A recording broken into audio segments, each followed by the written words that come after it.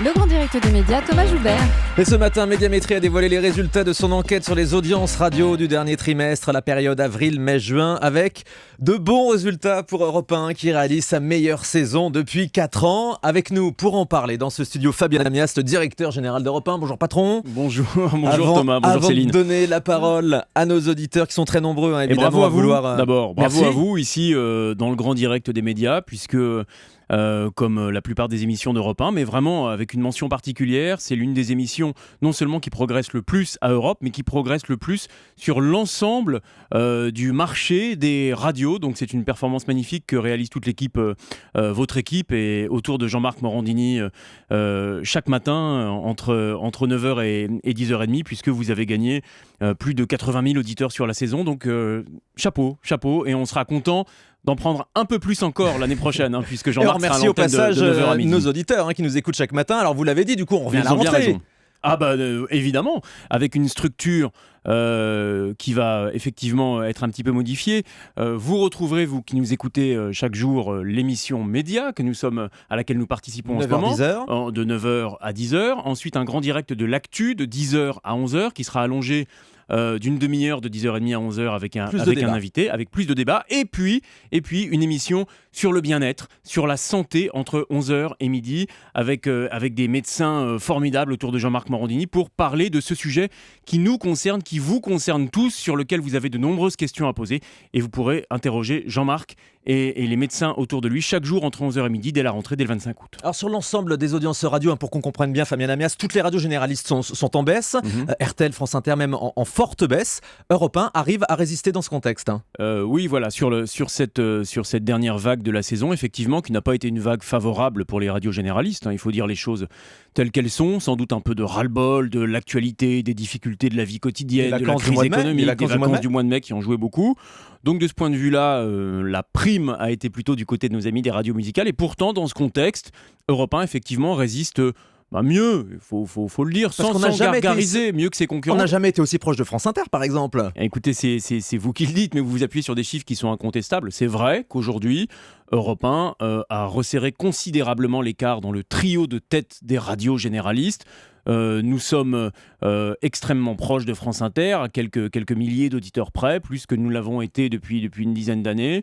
C'est l'écart le plus faible entre RTL et Europe 1, l'écart le plus faible qui ait jamais existé depuis que la mesure telle que nous la connaissons aujourd'hui existe. Donc sans se gargariser, sans triompher, parce qu'il y a un boulot formidable qui est fait par les équipes et il y a des auditeurs qui nous font la gentillesse, l'honneur de nous écouter chaque jour, mais le travail, il faut le remettre chaque jour sur le métier. Ce qu'on a fait là, le projet qu'on porte, ce que l'on raconte chaque jour, ça se travaille, ça s'affine, on doit encore l'améliorer et c'est ce à quoi on travaille pour la rentrée. Mais objectivement, puisque c'est aussi un peu l'heure des bilans, ce qu'on vous a proposé à vous qui nous écoutez chaque jour vous a plu, on vous en remercie parce que ça nous a permis de grimper encore au détriment de nos concurrents. Allez, on va au standard d'Europe 1, puisque c'est le principe à chaque fois que vous venez dans cette émission, Fabien, les auditeurs peuvent vous interroger directement, c'est ça aussi la transparence sur Europe 1. On va prendre tout de suite Nicole au 3921 qui nous appelle de Paris. Bonjour Nicole. Bonjour Thomas. Il y a une émission que vous aimez particulièrement bien sur Europe 1, je crois. Oui, c'est le débat des grandes voix qui a lieu tous les samedis de 13h à 14h et j'y viens très régulièrement d'ailleurs. Mais j'ai un petit souci, c'est que c'est un petit peu court parce que d'abord il y a les infos à 13h, après il y a une première publicité et en comptant toutes les coupures de pub, l'émission dure à peu près 3/4 d'heure. Alors ça serait bien, monsieur Namias, si vous pouviez rallonger un tout petit peu d'une petite demi-heure, ça serait fabuleux. J'en ai parlé à votre papa, mais c'est pas lui qui a la parole. Fabien vous répond. Merci Nicole. Merci Nicole. Écoutez Nicole, je pense que nous allons vous faire plaisir. On va peut-être même aller un peu au-delà de vos espérances. Effectivement, l'émission des grandes voix autour de Sonia Mabrouk chaque samedi est un moment formidable de recul, d'expérience, de connaissance de l'actualité. Voilà, on ne cède pas à ce moment-là au buzz, à l'analyse rapidement faite. On a vraiment les meilleurs analystes et ceux qui ont fait l'histoire, qui ont fait la patte d'Europe 1 qui sont là. Cette émission, non seulement elle continue, Nicole, ça vous pourrez la retrouver tous les samedis entre 13h et 14h, mais on va faire un petit peu mieux encore. Chaque soir, à la rentrée, à partir du 25 août, entre 19h et 20h, vous aurez le retour du club de la presse. C'est-à-dire que les grandes voix, celles qui vous régalent chaque samedi entre 13h et 14h, passeront à la moulinette un invité, un grand invité du monde économique, du monde politique, du monde social, autour de Nicolas Poincaré. Et donc, ce sera le club de la presse avec les grandes voix chaque soir de 19h à 20h. Et le débat des grandes voix qui continue chaque samedi de 13h à 14h. Voilà, donc les grandes voix en quotidienne à la rentrée sur Europe 1 pour vous, Nicole. Xavier nous appelle de Nantes. Bonjour Xavier. Oui, bonjour. Bonjour Xavier. Donc voilà, moi je suis un grand fan de Caroline Dublanche. Je trouve que sa libre antenne est vraiment merveilleuse et personnellement, elle a vraiment sauvé mon couple. Donc voilà, je ne l'en remercierai jamais assez. Et je voulais savoir si l'année prochaine, si elle continue tout à fait normalement et quels sont ses horaires. La libre antenne donc à 23h cette année, ça reste Fabien Amias ? Oui, évidemment que ça reste. C'était là aussi un succès, un moment absolument incontournable d'Europe 1, le dialogue qu'a su nouer Caroline Dublanche avec les auditeurs, avec vous manifestement Xavier, et qui a pu résoudre tout un tas de situations qui paraissent dramatiques comme ça quand on les écoute à l'antenne. Alors, même réponse que sur les grandes voix, non seulement oui, vous retrouverez Caroline Dublanche tous les soirs à la rentrée, mais il y en aura un petit peu plus. Vous pourrez davantage vous exprimer, vous pourrez davantage dialoguer avec elle, puisque l'émission commencera à partir du 25 août dès 22h30. De 22h30 à 1h du matin, vous aurez la libre antenne de Caroline Dublanche. Un journal avancé le soir à 22h, si je comprends bien ? Exactement, le journal d'Emmanuel Faux à 22h et à 22h30, la libre antenne jusqu'à 1h du matin. Alors Fabien Amias, les autres paris de la rentrée, c'est évidemment Cyril Hanouna. L'après-midi, c'est un gros pari. Oui, c'est un gros pari, mais vous savez, quand on avait parlé ensemble et avec Jean-Marc à la rentrée de l'arrivée de Cyril parmi nous sur Europe, on disait déjà, mais dis donc, mais quel pari!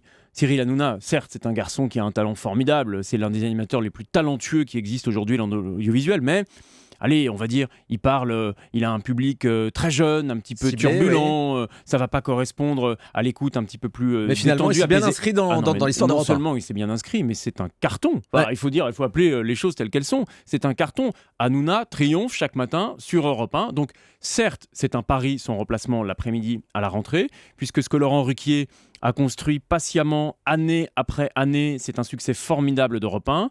On n'obtiendra sans doute pas les mêmes résultats en 2 mois, en 3 mois, même en une saison. Ça prendra du temps. Ça prendra du temps, mais on va se donner le temps avec Cyril de proposer un programme nouveau, moderne. Est-ce que Nabila sera là, Fabien Amias ? On en a beaucoup parlé. Nabila, sur Europe 1, dans l'équipe de Cyril Hanouna ? Non. C'était des rumeurs qui ont circulé ? Non, mais vous savez ce qui est extraordinaire, mais vous, toutes les rumeurs reviennent à vous et vous savez en faire le tri et proposer à nos auditeurs le vrai du faux chaque jour.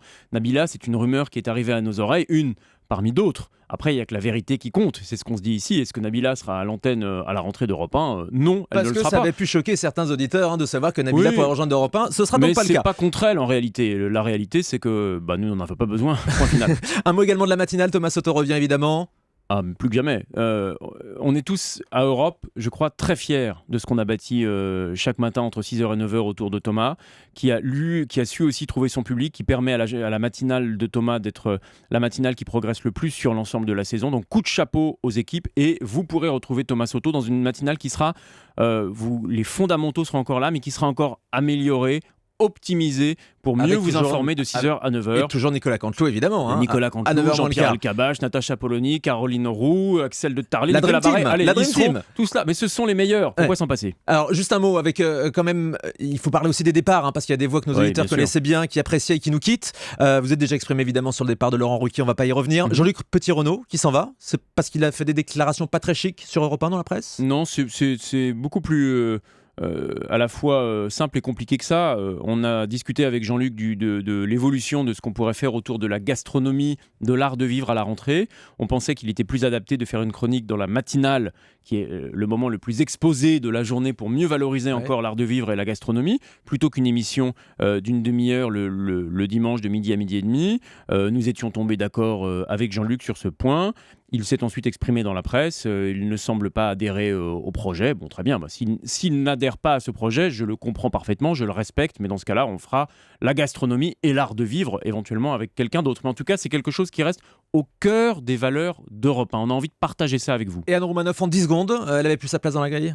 Mais là aussi, ça fait partie du changement de grille, ça fait partie de la cohérence qu'on donne à l'antenne, où on essaye d'avoir un ton qu'on retrouve de 5h à 1h du matin. Anne Roumanoff, ce qu'elle a fait à Europe 1, c'est absolument formidable. Elle a participé au succès d'Europe 1 cette saison. C'est quelqu'un de grand talent qui a passé plusieurs années à nos côtés. Là encore, c'est pas contre elle, mais il s'agit de construire une grille cohérente.